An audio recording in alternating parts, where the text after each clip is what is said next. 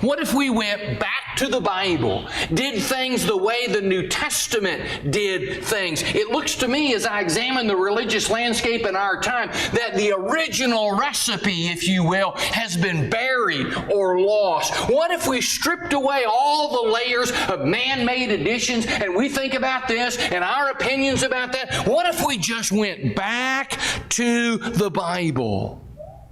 What if we restored New Testament Christianity? That's an important question.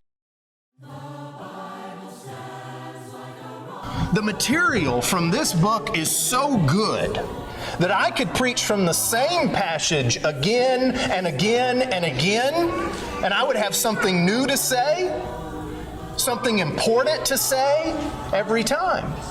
And I don't have any delusions about why that is. It's not because of the power of the speaker. It's because of the power of the source material. Worship exposes our sins. It leads us to reformation because worship's intent is to teach us. It is to mold us. It is to build us up into the character and the works of God Himself. And so while worship has God as its audience and we are the performers, we are the ones who are actually most benefited from worship. Did you know that every letter Paul wrote begins and ends with a word of, you want to guess? With a word of grace. Every letter begins and ends with a word of grace. He served bravely and he served tirelessly for the cause of Jesus Christ. And here's his own testimony, 1 Corinthians 15, verse 10. I am what I am by the grace of God. And His grace toward me did not prove vain.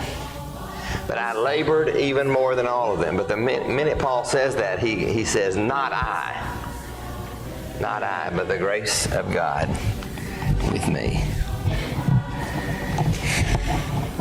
People who know something about God's grace don't remain unmoved or unchanged. And they don't have to be pushed and prodded every step of the way.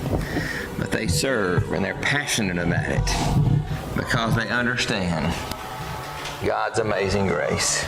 Jesus paid for the church, and He paid way more than $100 million for it. He paid with His own blood. Doesn't that mean that Jesus gets to run the church the way He wants it run, to do what He set up to do, to please Him, because He's the head of the church? We need to remember, the church belongs to Christ. How did we ever get the idea that we can change it and the Lord will be okay with that? When you say John 3:16, put your name there. For God so loved Ricky, He gave His only begotten Son, that when he believes in Him, he might have everlasting life and will not perish. Everlasting life that flows from the incomprehensible love of God that is high enough, wide enough, long enough, deep enough to cover all our lives. We close. Jesus said that everyone travels on one of two roads. That's true of everyone here tonight. Every single one of us is on one of two roads. Most people in the world think that there's three choices. You don't have to be some devout believer, and you don't have to go, be a total unbeliever and be on the road to hell. There's this middle ground where I can have just enough religion to make me comfortable, but I don't have to be totally sold out. Jesus says that's not the way. There's two roads, two choices.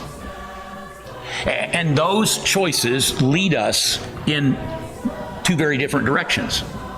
And the choices that we continue to make aren't disconnected from the choices that we made earlier. And so tonight, as we close, which road are you on?